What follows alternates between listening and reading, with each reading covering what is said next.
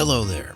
You're listening to 10 Questions, where we discuss the wet plate collodion process and the photographers that create these unique images known as ambrotypes and tintypes. I'm your host, Chad Shryock, wet plate photographer for Pork Pie Photography based in Fort Collins, Colorado. In each episode, I've asked a modern-day practitioner to sit down with me and talk about how they got involved with this vintage process, share some information on their gear and studio, and provide some valuable insights into their creative process. So whether you're just beginning to dabble your toes in the collodion ethers, or you're a seasoned silverbath expert, hang on and see what develops with 10 questions.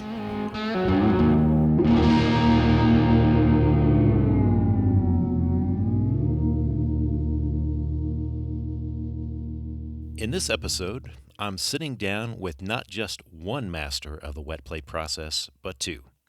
Opening up their first studio in 1991, this power couple in the collodion world not only kept the process alive during the dark ages of the early 1990s, but were willing to share their knowledge with others through workshops and manuals.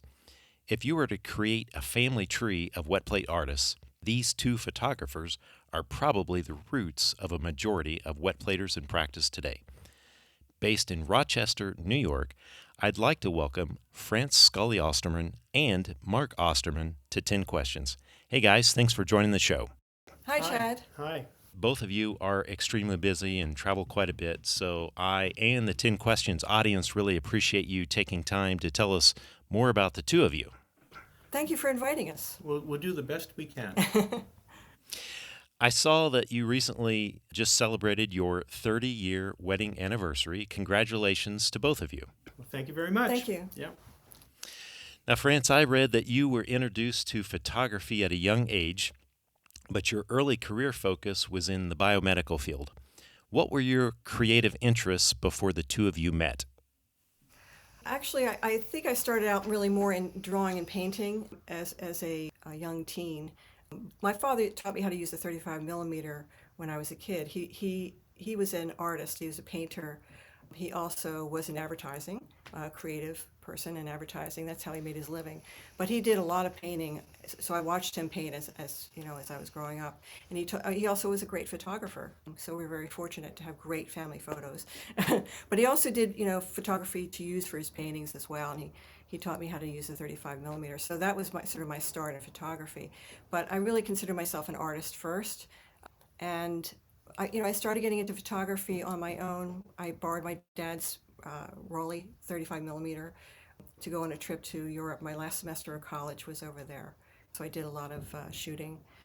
And turns out my light meter didn't work. It worked when I borrowed it, and then when I got there, it wasn't working. So I had to really look at the light. It kind of forced me to be more aware of the light and how to use the camera. So it was actually a great experience, and it turned out very well. So that was something that I was really interested in then at that point. Now, before you had met Mark, were you at all familiar with the wet plate collodion process? No, that was something Mark introduced me to. I had absolutely no idea what it was. I mean, I probably heard of a tintype. We had one in our family, but I really wasn't familiar with it. In fact, Mark got me into the darkroom to learn to develop my own film. 35 millimeter and then 2 1/4. At that point, I switched jobs. I actually left the biomedical field, a long story, and started doing writing and photography for different publications. And eventually, after a few years, became an editor. So I really switched careers at that point. It was a great experience. Now, France, did you ever think that maybe Mark was trying to teach you these processes, maybe just to spend a little extra time in the darkroom? Yeah, we did think about that, didn't we? Mark said, here, smell this. It was ether. She did wonder when we were first dating why I had a bottle of ether underneath the kitchen sink. Right. Yes, and he was experimenting with it at the time, and so he started started showing me what he was working on. And of course, I got interested, and he started showing me the process as well. So I think I was his first student in collodion. That's right. Yeah. So, Mark, you've been a teacher, it looks like, since the age of 16. I think I read maybe you had given some banjo lessons to somebody. What kind of motivated you not only to learn, but share information about photography? Well, like you say, I actually started teaching before I could drive. I was teaching banjo lessons in a local music store, and I was always interested in antiques. And so, at the age of 15 or so, I got my first ambrotype. I was working as a boy in a machine shop running machines that no child should ever run. And up in the attic of this machine shop, this fella had old trunks. And as I was rummaging through trunks on my lunch break, he said, "Oh, you want one of those?" And he gave me this ambrotype, which I still have. And I really found it very, very interesting. And I had done some photography even as a boy in our old house in eastern Pennsylvania. This is 18th century stone farmhouse that had a dirt basement floor. I had a little dark room. And I discovered that when I took the ambrotype out of the case, it could also be used as a negative. So I got very interested in the fact that these images could be both positive and negative. And as time went on, I went from teaching musical instrument lessons, and when I got out of college, I went to Kansas City Art Institute, originally for drawing and painting. I got into teaching, formal teaching, teaching art. My portfolio in college was actually musical instrument making, and that's another path. But the idea of teaching has always been attractive to me, and it's probably the thing I like most. It's the thing I'm probably best known for is teaching over these years, and it's been, I don't know, 40 some years. Yeah, Great. at least. Yep. So, was there any thought to being maybe a traveling banjo player or a snake oil salesman in the Model T? Well, yeah, I did that. I mean, I originally started out as a young man playing music, in particular banjo. I played on a tourist steam train when I was a young man, so even before I could drive. And I would play for tips on the train. And that eventually became a traveling medicine show. I was looking for ways to perform and using the instrument that was my favorite instrument, which was banjo, uh, although other instruments followed. And it seemed like a traveling medicine show was a good vehicle for that kind of entertaining. I could do shows at large festivals. These are the kind of 20,000 people a day type festivals. We had a Model T that I had retrofitted with a folding stage. And eventually, when France and I got together, France joined the show. She was actually the trick shooter in the show. Really? Not too many people can say that. Right. We could write a book just on that. Nice, nice. Well, let's start talking about some of the early days of your photographic experience. So, Mark, you started learning about collodion, I think, around 1987. What was your learning process with the resources that would have been available at that time? Well, I actually started thinking about collodion when I was in college. I had made a daguerreotype. I was making musical instruments, and I had an order for an instrument that was inlaid with sheets of silver. And so I had taken the silver and fumed it and made a daguerreotype, and then cut that up into inlays and put it into the banjo. But the idea of collodion, I was very interested in the American Civil War, and I had this ambrotype that I had owned as a young boy. And, I started thinking about it. I actually got some silver nitrate, but nothing happened in college. It wasn't until I was out of college and teaching in a private Quaker boarding school, it's called George School, when a friend of mine in the science department said that they were getting rid of outdated chemistry. So I went over to the science supply room, and here was a gallon jug of collodion that was dated from, I believe, the 1960s or 70s. Wow. And, I knew what it was. And so I took that and I took other things that they were going to throw out. And so the very first experiments I did were in the 1980s. I was trying to find anybody that would know something about collodion, I actually ran into the name of John Coffer. John Coffer had been doing collodion starting around the same time, like maybe early 1880 or 1980s. And I saw an article on him in some retirement magazine, kind of like Reminiscences, and it showed this guy with a wagon making tintypes. The problem was I couldn't find him. And so I called around. I actually got in touch with the Photographer's Formulary in Montana, and they suggested a reprint of a 19th century manual called the Silver Sunbeam. And so I found myself a copy of that, and I took the collodion that I had, and over a period of months, I got it to work. I had no help. The Silver Sunbeam actually turned out to be not that great a book. It was a well-known book, but not so easy to follow. And so by the time I actually came upon John Coffer, I had sent out messages to the state police in New York State saying, if you ever run across an old guy with a beard and a wagon that says photo exhibit, please give him my contact information. Well, it took about a year or so, and finally some state police sent me a message saying that he found him, and he gave me an address. And by that time, I had already got the process working. I was already making images with it, so I didn't really need his help anymore. Later, we did come across him and stopped several times in the early days, but pretty much taught myself the process just by reading and experimenting. That's pretty interesting. And that was before France and I met. France and I met in 1990. Again, we met again. Yeah, we actually went to high school together, and we came across each other years after high school. So what were some of the other resources, maybe outside of the Silver Sunbeam, that you used to kind of hone in on the process? Well, the best one, back then you could go to really great camera shows. All over the East Coast, they had antique photography shows. And I went to one, and there was a guy there selling old brass lenses and early photographic equipment. And he had a copy of a manual written by Burgess in the 1850s. Its bindings weren't any good. It was, very shaken, and it was expensive. And I ended up trading him a Leica camera for that book, which seemed crazy. Everybody thought I was crazy. But, at that point, I was at the school. I was teaching conventional black and white photography at the school as my full-time job.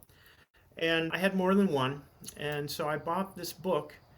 And the first thing I did was take it and Xerox every single page and bind those individually so that I could write it and not worry about chemistry and that sort of thing. I also went to a place called the Library Company in Philadelphia, which is the first lending library in America, founded by Benjamin Franklin. And because the Philadelphia area was very, very strong in early photography, they had lots of resources. In particular, a magazine called Philadelphia Photographer that was started, I believe, in 1865. And I would go there with a 35 millimeter camera and take pictures of the pages from these things. I'd go back to school, develop the rolls of film, and then when I was on library duty, I would feed these strips of film that were essentially microfilm I shot, and then I'd print out the pages. There was no other way to find this kind of information. So, Mark, let me ask you this. So the first time that you actually went through the process, was that the very first time you had actually seen a collodion image produced with your own eyes? Sure. Well, how else? I think we figured that at the time I started, which was just a few years before France, because we had to meet yet, there were probably, 5 people, maybe 6 people in the world who, if you put a gun to their head and said, make an image, could. There was a woman up in, I believe she was in Nova Scotia. She was Yeah. in Canada, Yeah. and she made ambrotypes at a living history museum. There were a couple of old guys that were interested in the history and the science of photography in the U.S. There was John. There was a guy in Japan. Was it Hiru Hiru. Ishikawa? Right? Yes, Yeah. Hero. But to our knowledge at that time, and still if we think about it, there really wasn't anybody to go to. The thing is that the collodion process has always been used since the time it was first invented by Archer and Legray. And so it's just a question of finding who those people are. For the most part, in our age, no one was using it to make too many images with the camera. They were using it to take pictures of line art or for halftone reproductions for magazines. There was somebody at the Dearborn Village that had a studio that was making images. And I think that they trained interns from time to time, but nobody really knows who they were. There was also a guy named Feldwebel, and he made images in the early 1970s, I believe, and even wrote a little manual. It's not complete, but it's really the first attempt to write a modern manual on how to do photography with collodion.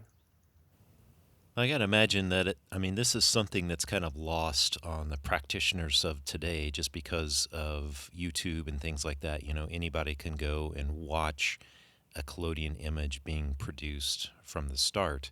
But I got to think that that was probably pretty exciting for you to read through these manuals, go through the process, and actually see this image being created.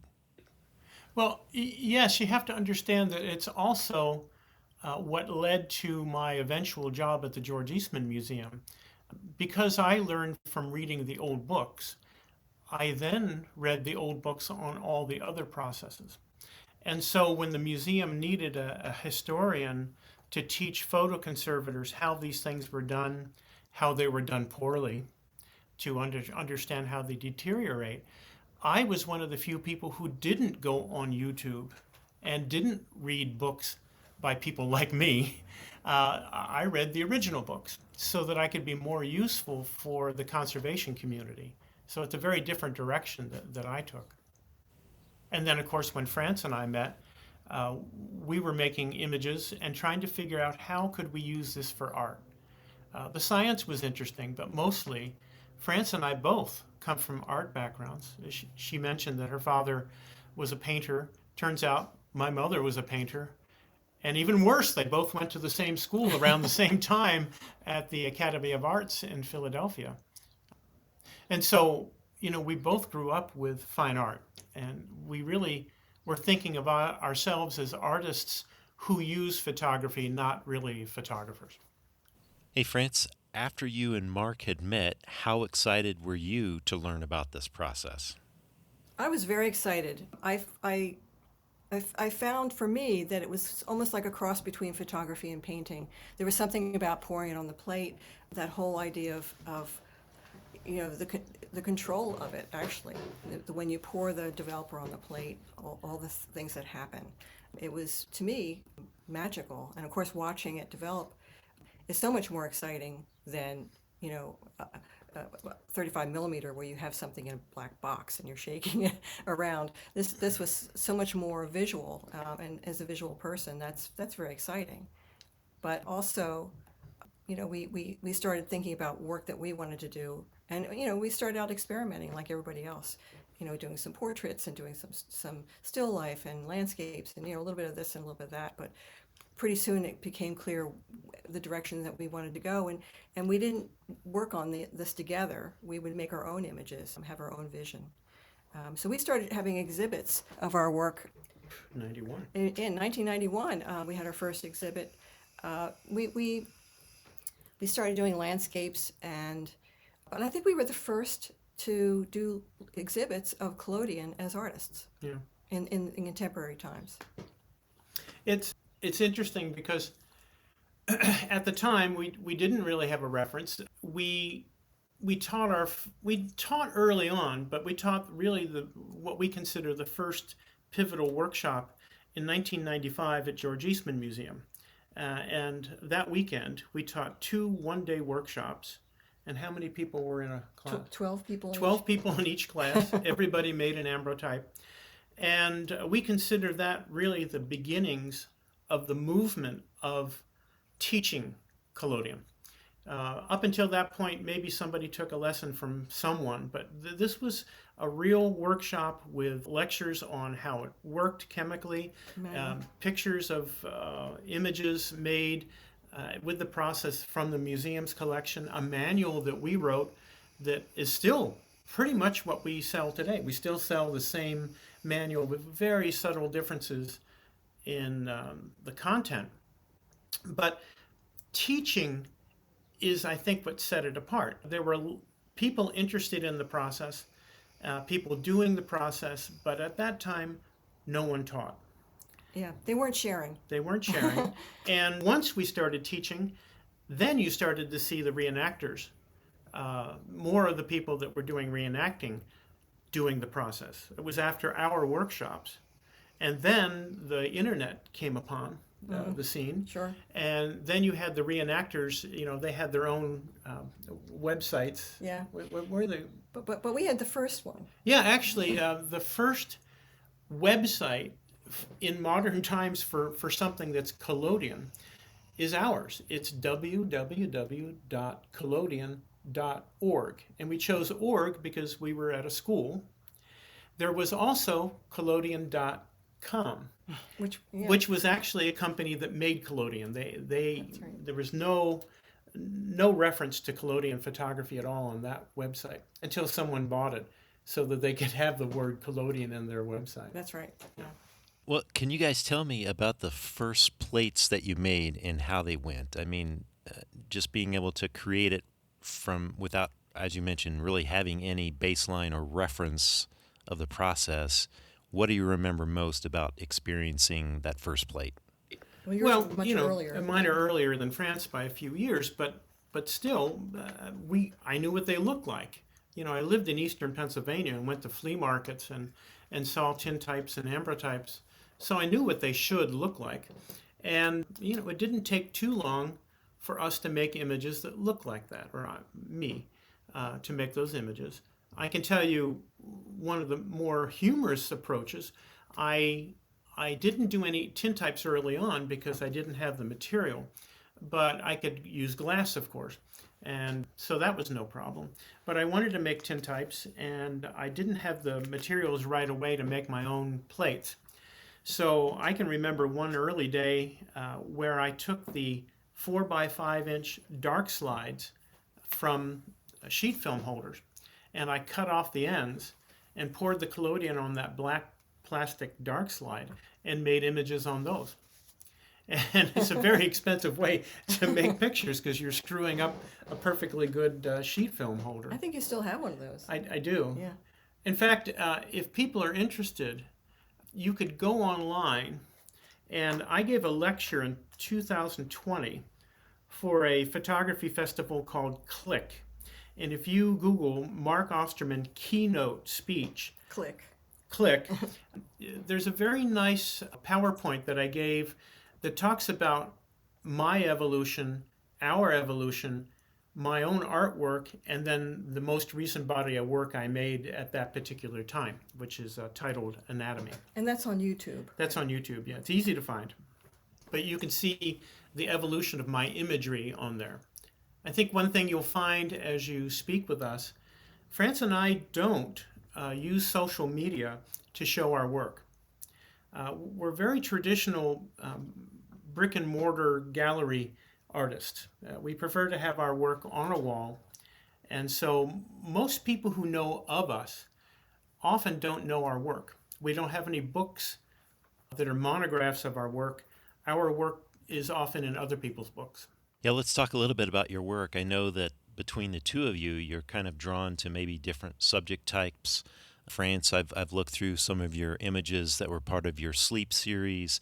Mark, I know you've got some things that are more, I don't want to say like sideshow related, but like kind of unusual objects that are put inside of a collodion image that really kind of seem kind of out of place but somewhat look antique. So talk a little bit about some of the work that you two have created using the process. I started out doing some portraiture, and I did a series of icons back in the 90s because I'm a recovering Catholic, and I always loved the saints. So I was sort of inspired by ordinary people in extraordinary situations. So I took people that I know and photographed them and made them into icons. And that's a whole series. There's a little bit of that on our website. But then I later on, Mark and I came up to Rochester for a year when Mark was on sabbatical. And we had the studio which overlooked Rochester, the city, and we had a lot of light coming in. And he was sleeping one morning, and I decided to take his portrait because we had a dark room right there. So I could just go around the corner, pour a plate, come in back to the camera and do his portrait. Of course, it was an 8x10 plate and a big camera that she's rolling around as I'm laying there. So I did an ambrotype and a negative of Mark, and it was just sort of capturing the moment. And so the ambrotype ended up in a book called Coming into Focus, which was one of the first books about artists using alternative processes. It was in, I think, 2000. And I got such great reactions from that. In fact, even Mark's mother said, "That's Mark? He looks so innocent." and that was... As if I'm not, right? That's absolutely true, because when you're sleeping, there is a childlike innocence about it and a vulnerability. So Mark even said to me, you really should do a body of work. And I was like, yeah, this is a body of work for sure. So I started inviting people that I know, no models. These are all friends and a lot of people that Mark was teaching at George Eastman Museum. And between the ambrotype and the negative, I decided to do negatives because of the hard surface of an ambrotype. I really wanted it to be softer because of the subject matter. I did experiments with albumin prints and platinum palladium prints. And I decided on salt prints because I just liked the softness of it. I didn't want it to be shiny like an albumin print, plus they have a tendency to yellow over time. And I didn't like the hardness of the platinum. So for me, the salt print worked very well. And then I could also wax the salt prints. So it had this beautiful satin finish like a sheet. So it really kind of went with the subject. So I started photographing other people that I know. Like I say, a lot of photoconservators that Mark was teaching were great subjects. So I would invite them to the studio, have them, get settled in, and I'd have a bed already, soft bed music, sleep music. Because then I'm going to be working, running water, and I was trying not to make it so distracting, running back and forth to the camera. So, I'd have them come first thing in the morning, no coffee.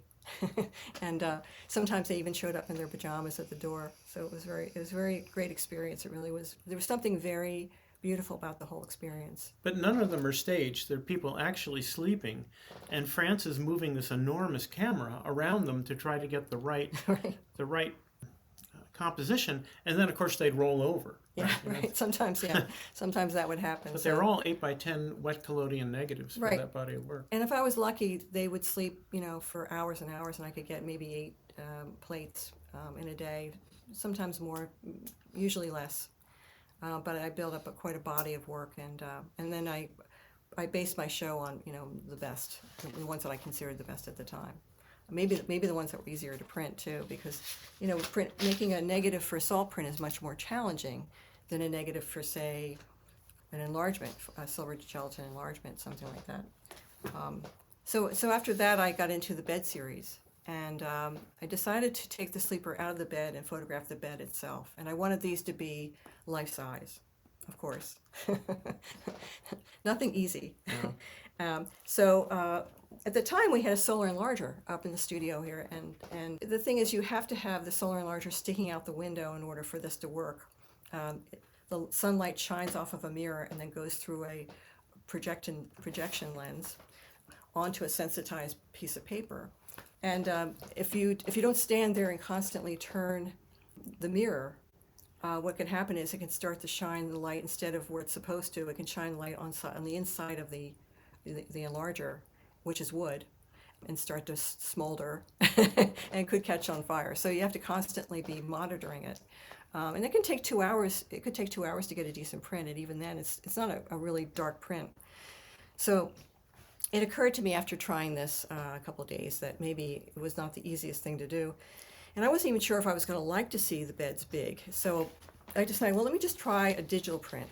We have a friend who actually used to own this house and used to be the photographer at George Eastman Museum. His name is Mike Hager. He, could do digital prints. So I had him do a large digital print for me of one of the beds. And it was just, with the almost grainless quality of a collodion negative, and I'm doing 8x10 negatives, enlarged to, you could just keep enlarging, and you never see any You have grain. one set that's like 8 feet long. Yeah, it's almost grainless, but it was just beautiful. I was thinking, well, what the hell? I'm an artist. There are no rules. I don't have to use something traditional. So I decided to go with digital prints from my collodion negatives. And even then, I also waxed them, which was a little tricky because there's some steps you have to go through to make sure that the wax doesn't move around the ink on the paper. But so that's the series that I went through, and eventually I showed both works together in different galleries and museums. And still showing. In fact, I just sold one of the big pieces, recently. It was a 5-panel set? Yeah, the 5-panel set, and that happens to be the only one that was unique because they stopped making the paper. It was a rice paper, a special Japanese rice paper that you could use in a printer. So I was kind of sad that I couldn't make more of them, but anyway, that one sold it was very nice last year. So, but I sell those, and the salt prints have been selling over the years, and usually, they're through galleries. Every once in a while somebody will ask me to buy a print, but usually it's through the galleries. And anyway, the body of works together is called Nature's Second Course, based on a quote from Macbeth. So if you're going to use a quote from somebody, it might as well be Shakespeare. Right. Okay. Yeah, Mark, what about some of your work that you've been focused on?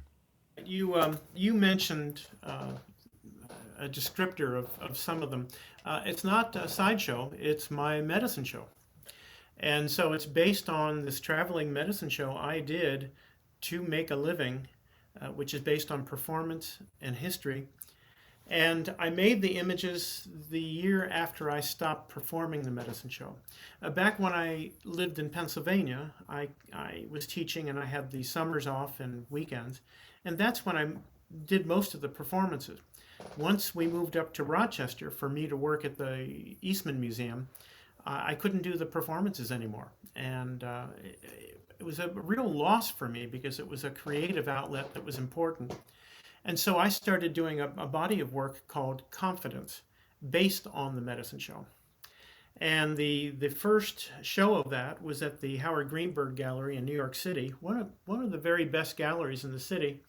And he had my body of work on the wall with Halsman's pictures of Salvador Dali, which I thought was very, very crazy combination. I said, so why do you have my work with a surrealist? And he said, well, your work is surreal.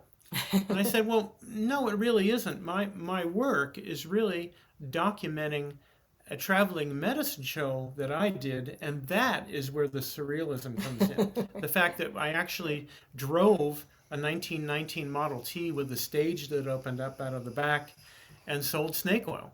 So the Confidence series was really based on that, and originally they were ambrotypes. I really liked the one-off idea of the ambrotype. I made them on dark glass, so they were always backwards. And I felt that the imagery had the feeling of like a Munchausen storyteller who's talking about these fantastic things, and you can only make out a certain amount of the visual information. Like if there were banners in the picture, they were always backwards. So it's a little bit like kind of remembering something that you did many years ago, but every time you tell the story, it's a little bit more skewed. So they have themselves a certain performance art to the images. I later got to the point where I realized that when you sell an ambrotype, and we make our images to sell, we don't make our images to keep at the house. it would take me maybe an entire weekend to do one of my photographs that I wanted to be seen, because I'm taking pictures of myself. They're all self-portraits. And so just being in the right place, even though you can't focus on that place, it could take me days to get the image that I really wanted. All others I wiped off. It would make France crazy, because she knew that I could sell the ones that weren't my favorite, but I wiped them off. And so I got to the point where I realized that I love ambrotypes, but they're a little bit of a dead end for me. If you make a one-off ambrotype and you sell that to a museum, the museum does not put that on the wall every day. It's only put on the wall occasionally, if that. And so people don't see your work. Now, France would make 15 prints from a negative. That way, there'd be one at auction, there'd be one in a museum, there'd be one in a private collection, there'd be one being published in a book. Her work is much more easily seen than mine by making the ambrotypes.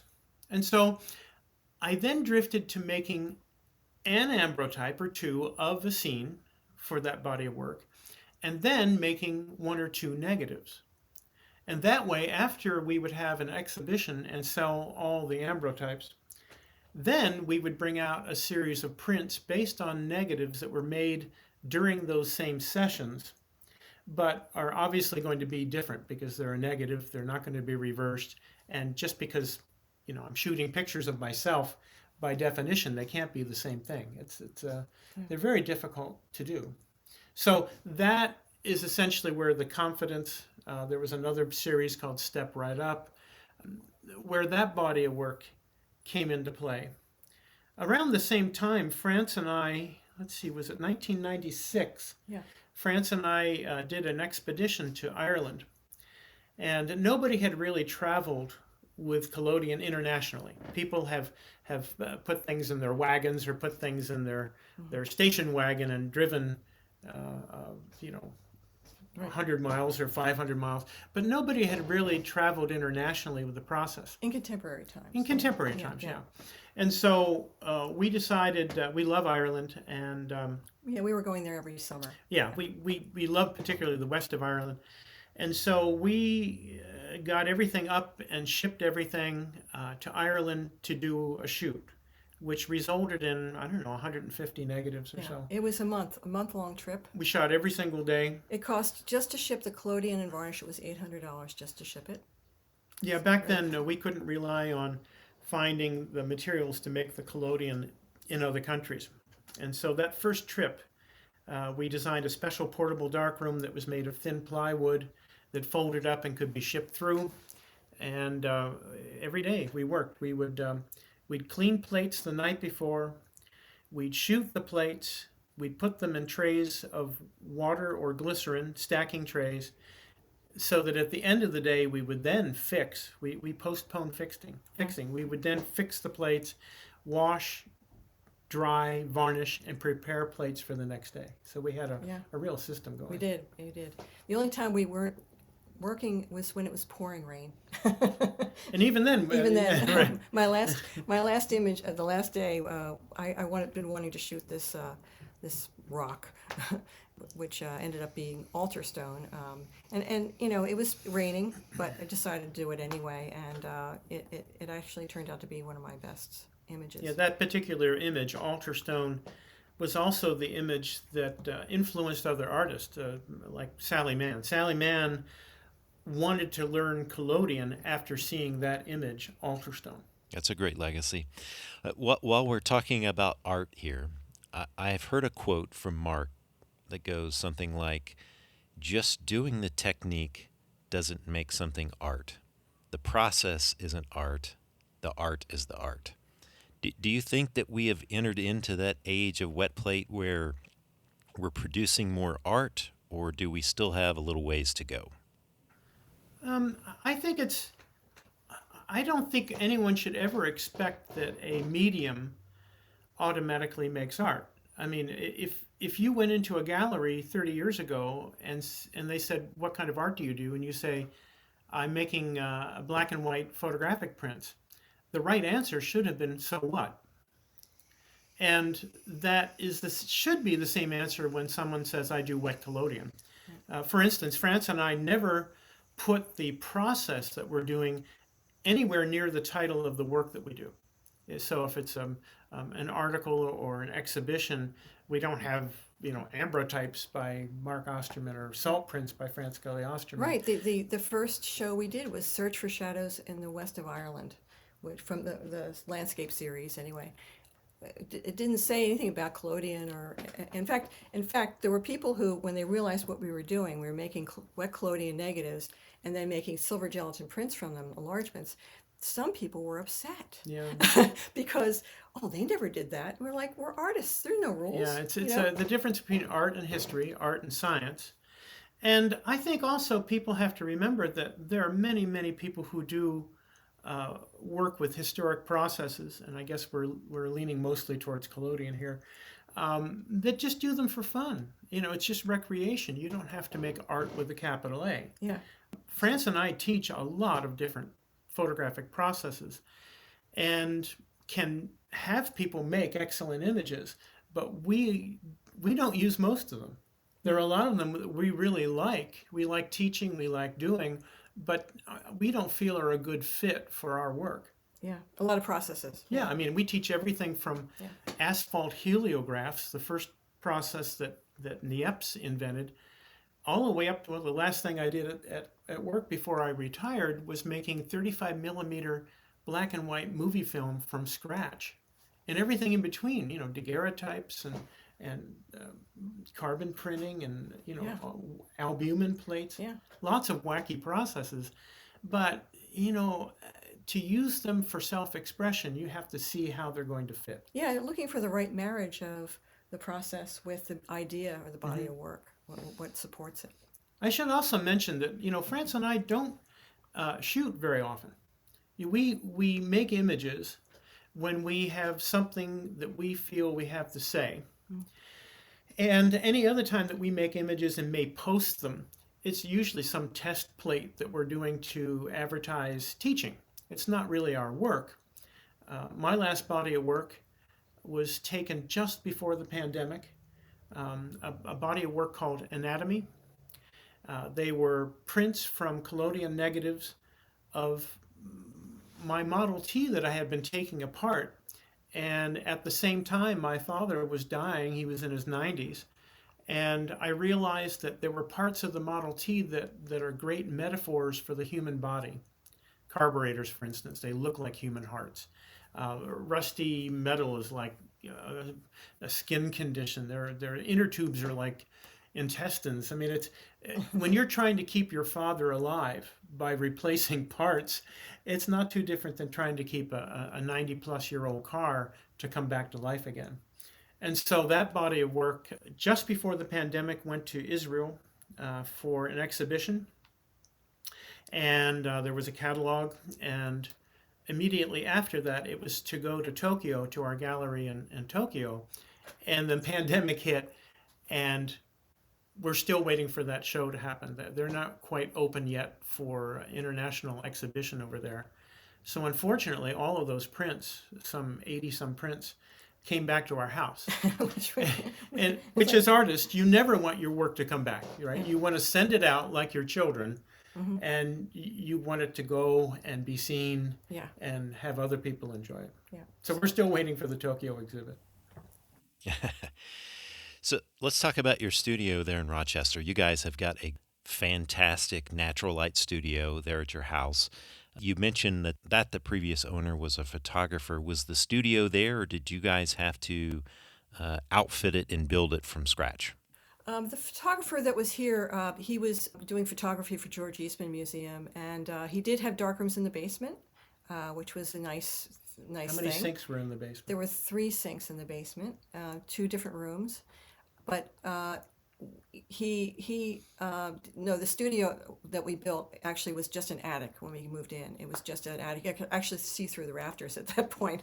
So we finished it. We put the skylights in and insulated it and put a sink in. They were getting rid of a beautiful stainless steel sink at Eastman House, and Mark was like, oh, we'll take it. So that's how sometimes we get things, just by being in the right place at the right time. One thing that we had to figure out is how a skylight studio works. There's a misconception that what you want is a lot of light and white walls. It's in fact the opposite. If you have a lot of white in the studio, it reflects light and makes it difficult for you to control the light. And also, the skylights themselves, there are 4 large windows that make up one huge skylight in our studio. I'm sitting right under it right now. And each one of them has an individual blind with pulleys and weights to allow certain amounts of light to fall on your subject or the background. The central section where we shoot has a large carpet, and there's a medallion decoration on the carpet, coincidentally, that happens to be what we consider the sweet spot for lighting. As we adjust the cords, and the cords are very long, we can actually pull the cords as we're looking through the back of our camera to see the effect of light on the subject.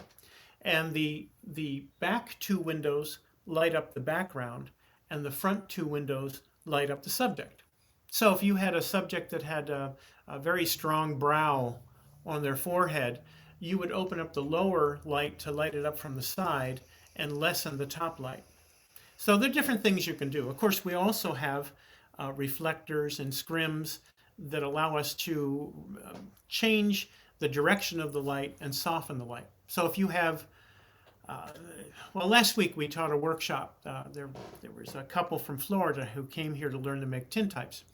And they wanted to see, how do you make a picture of a person against a white background? Well, one of the most difficult things you can do is a picture of a person where their skin, either their cheek or a bald head, is immediately in front of a white background, so the cheek or the head will blend into that white background. And so we taught them how to use flags, which are essentially small bits of cardboard that are placed on stands to cast a shadow exactly where you want that shadow to fall, and still have a person who has light-colored skin against a light-colored background have a feeling of skin, not have it blown out, and have them stand out and have a more three-dimensional look. How did you guys go about doing the research as far as what was needed to outfit the studio? I mean, thinking about the different blinds and shades and everything that you have, there's no real instruction manual for how to set up that type of photographic studio, right? So how did you guys go through that process? Actually, there are books on how to do that. Yeah. So the thing is, the reason why we wanted to move to Rochester was that the largest collection of photographica, equipment, books, manuscripts, images, is in the basement of a building about, 3 miles from here? Not even 3 miles from here. The equipment archive is 2 stories underground, 2 stories high, and about the length of a football field at Eastman Museum. But also, as we were driving around and traveling, and that first trip to Ireland was just the first trip. You know, we've been to, I don't know, we figured, 15 different countries? Yes, 14. And many of them in different times. That trip to Ireland, we actually found ourselves in an original 19th century skylight studio in a castle. And it hadn't been restored. The dirt on the floor, there were trees growing through printing frames and, Right, and tripods in that studio.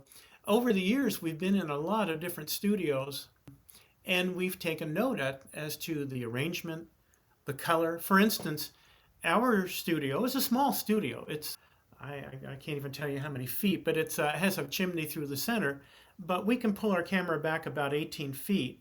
And the section where our camera is has no windows. The section where we're shooting into has the big window. By having that, you don't really need the focusing cloth because the back section where your camera is in the dark. And even better, if you're shooting pictures of people, when they're looking towards the camera, they're looking into the dark, and that opens up their pupils. Now, some of these things I learned from reading, some things we learned from experimentation. the actual color of the studio was based on me seeing almost identical color in a studio in Japan. Again, had never been restored. The paint was all there. It was a blue-green color. And we tested paint chips from the paint store of different hues of blue-green. And we found one that if we lighted it, it would be light. And if we put it in the shade, it would go very dark because of the green aspect. So that's what you want. That's exactly what we want, and that's what we painted our studio. It's a blue-green wall color. And then, you know, the dark, how tall do you think that is? Like a 10 by 10 foot skylight over the central section. Very nice. Let's talk about gear. What type of photographic gear do you typically use inside of the studio? We try to use as little as possible, right? You mean We're not really camera collectors. Do you mean what kind of cameras? Yeah. Yeah, I mean, it's our first, we still use the first lens and the first camera we ever had. Yeah, that's And this one, I'm thinking of the small one that we used to teach with. And yeah. the 8 by 10 camera we bought when we first, I think it was 1991 when we first got together. Yeah, that's when we bought that one? Yeah. Oh, okay, yeah. We've had both. Out of a collector in New York. Yeah, We got it. so one has a Philadelphia portrait lens, the other one has a Dellmeyer, beautiful lens. Yeah, we have equipment here that over the years we've used for helping people to understand how to identify things. So I would say we have a study collection of equipment. And we also have equipment that was important for when I was teaching and writing for the conservation community. Most peculiar are burnishers. All albumin prints that were mounted in the 19th century were run through something that looks like a clothes wringer, but it's heated and it smooths the surface of albumin prints. Well, you know, typically I was asked to do a chapter in a book on the evolution of how they work and how to identify them. And so in order to do the research, I had to find the burnishers. So we had maybe 11 burnishers at one time. Yes, there was a collection. But then we started teaching. So after I stopped teaching the conservation community, the Eastman Museum had me teach public workshops, and which is exactly how we started when we first came here, with public workshops. And so, you know, as long as I could keep people coming to the museum, I could teach a workshop in anything I had done research in. And so burnishing, well, I teach a burnishing workshop, and within 2 weeks, I've got, 8 people looking for a burnisher. So we would place burnishers then. Yeah. And it's the same thing, we have a lot of headstands up here, original headstands, but we actually use them.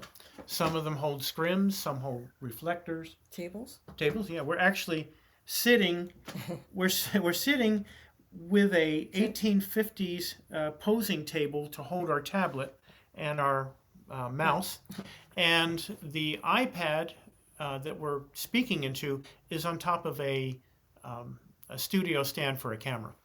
So we use the equipment for all sorts of things. That's right.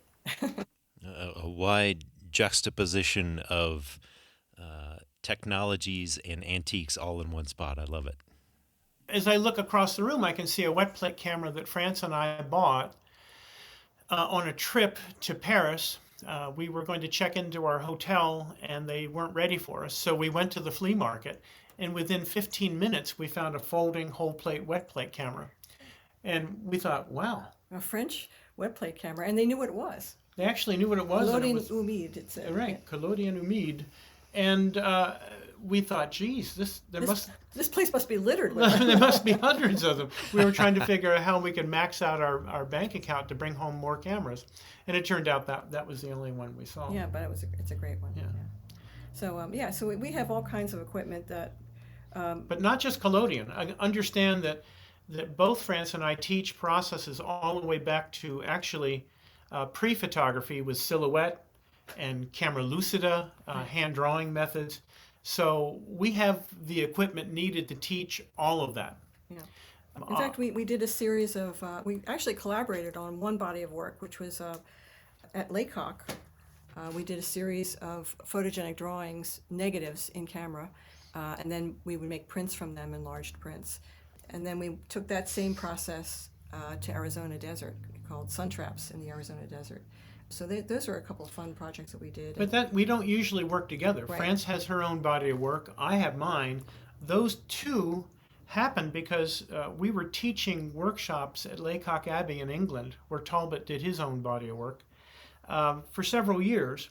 And one of the processes we taught was photogenic drawing, so the earliest paper negatives. And one year after the people left, we spent a week and did our own body of work there. So that became a collaborative body. Then we did the same process out in the Arizona desert, which is a very different experience. Yes, it was beautiful, actually, really. But these are things that, people may not have ever seen. Again, we don't post much on our own website. Here we've had this website longer than anyone, but we always find that we're too busy to beat our own drum. It's much preferable when somebody else beats your drum. That's right. So if someone asks us to have an exhibit and then we put up the work, that's really what we're most interested in. France just redid our website. We had a catastrophe. We had a computer breakdown, and 6 years ago. 6 years ago, and so our website was static for 5 years. And we said, look, this is ridiculous. Now that I'm not working at Eastman Museum anymore, we're working together teaching. Yeah. We really needed to have a place where people could connect to us. Yeah. So it's still a work in progress. But it's the beginnings, and we're saying, oh my God, there's so many things we could put on here. Even if we just put a list of all the people we taught on one page, it would be enormous. It would be enormous. It would be, yeah.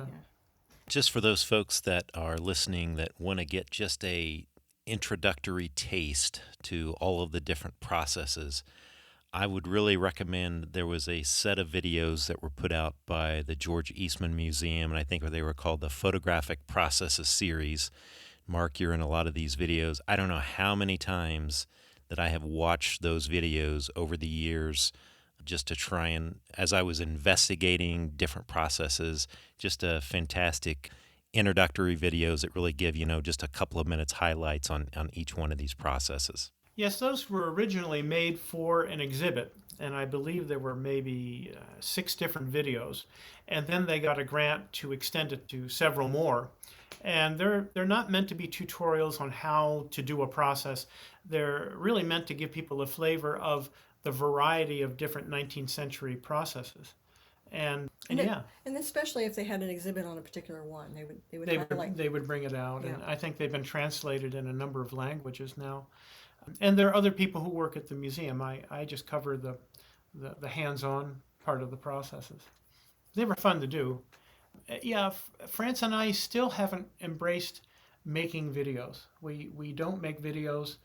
I've done more for the museum that were specific to things like how to cut glass and exciting topics like that.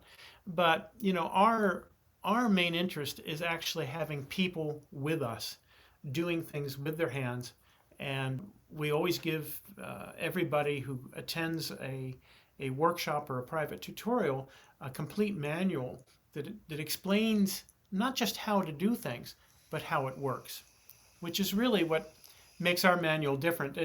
Our manual is no pictures, which is funny because it's a photography manual, but it has more concise, succinct, easy to understand language to understand what it is you're actually doing with a specific process. Yeah, it covers the theory, and as you say, it's like instead of learning a language, phrases for a language, this actually teaches you the words so that you can make your own own sentences.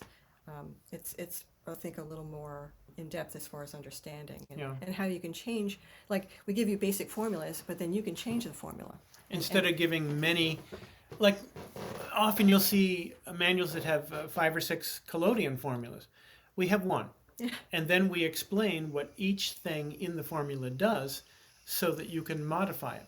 Because one thing we've learned by doing workshops around the world is that not everything works the same way in different regions or with different chemistry or chemicals. We have a lot of experience with that. We have a great deal of experience in troubleshooting. Yeah. When we travel, we make sure that we arrive within 2 days to have 2 full days of experimentation to tweak formulas and get the right chemicals when the wrong chemicals are delivered, Right. which does happen. We just gave a workshop in Sicily in May. We're to the point now where in the beginning, France and I taught the first wet plate collodion workshops. Well, now we introduce the dry collodion process, which is really for negatives. It's too slow for portraiture. And then we also introduced the collodion paper formula for making photographic paper, collodion chloride paper with collodion. So in as far as collodion, there are even other aspects of collodion that people haven't even started to do yet.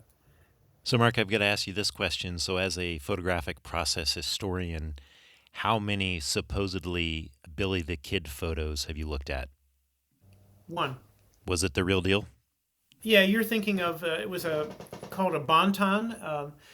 Most tintypes, after they were cased images, when they were paper envelope images, most of those were made with 4-lens cameras. And that technique is called a bonton.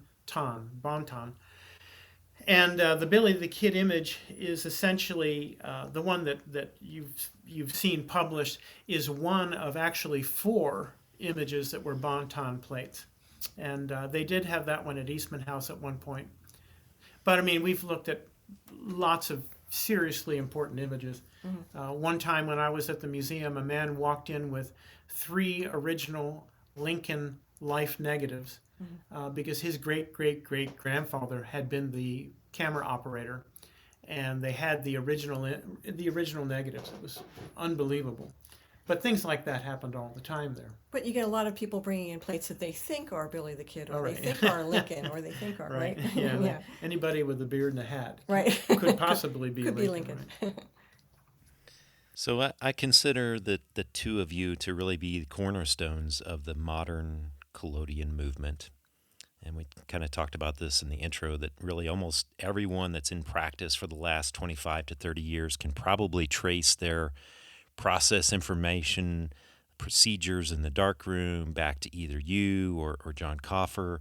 When you guys released the Collodion Journal in 1995, did you expect that to be kind of a legacy building milestone that would kind of kick off this modern revival? I mean, when I think of the Collodion Journal, the original reason to do it was that we felt that we were putting all this research into this process, and we got tired of explaining things to people. We thought if we put it down on paper, then at least we'd have something solid, and it would end up in some libraries, which it did. I mean, it's in the Library of Congress. It's in many. At Harvard. Yeah, it's at Harvard. It's Canadian National Museum. It's in the French Photographic Society. We did, I don't know how many issues, 24? Yeah, I think. Something like that. It was 1995, 2001. The last 2 years, we didn't publish as many because we were just getting too busy. But we published it to get information as we understood it out in the hands of other people. And each issue had a tipped-in color Xerox because at the time we couldn't figure out how to publish it within the pages. To put color prints. So we just tipped them in like they did in the old days.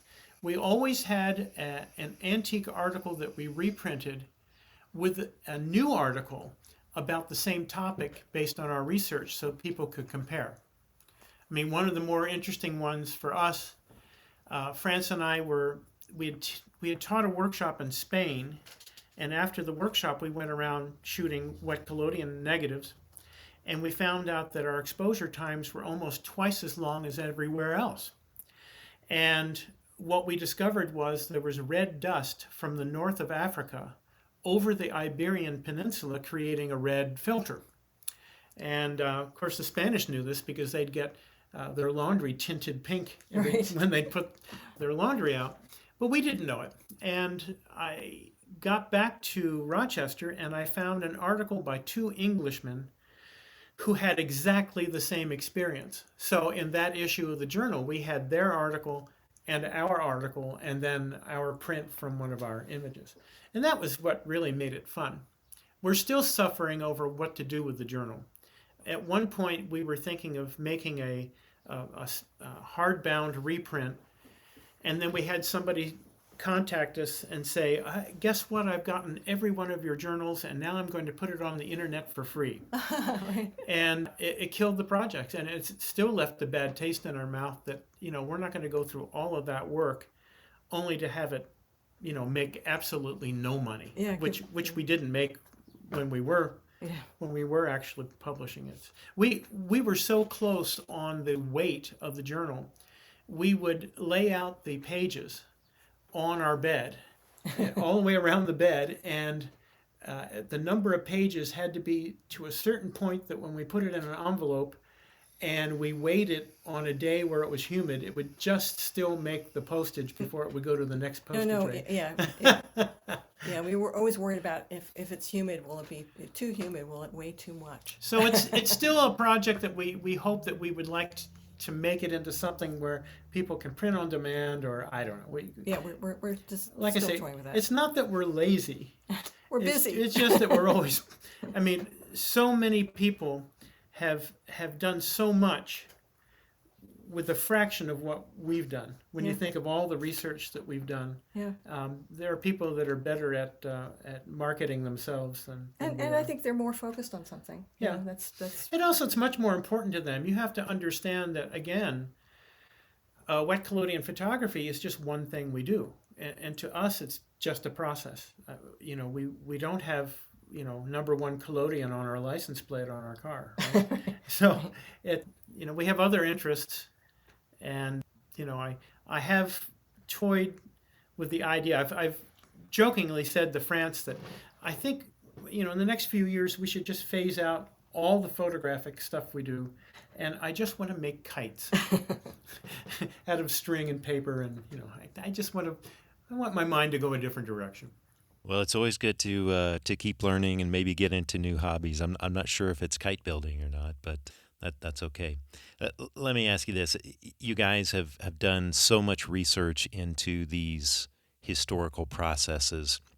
What do you think your experience would have been if you would have had access to the amount of information that's kind of freely available to everyone today?